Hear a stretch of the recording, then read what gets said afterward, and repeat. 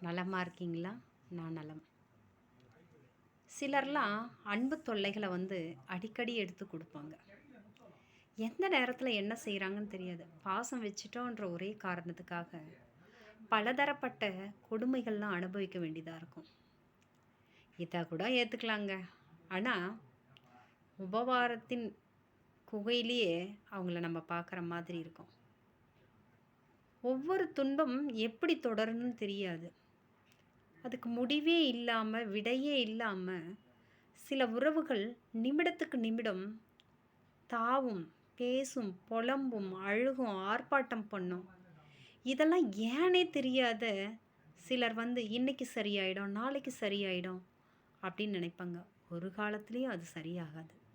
ஏன்னா நம்பி வந்துட்டோம் அப்படிங்கிற ஒரே ஒரு காரணத்துக்காக எல்லாத்தையும் கட்டி அணைச்சி இழுத்தா கூட அது போகிறது வெளியே போய் தான் ஆகணும்.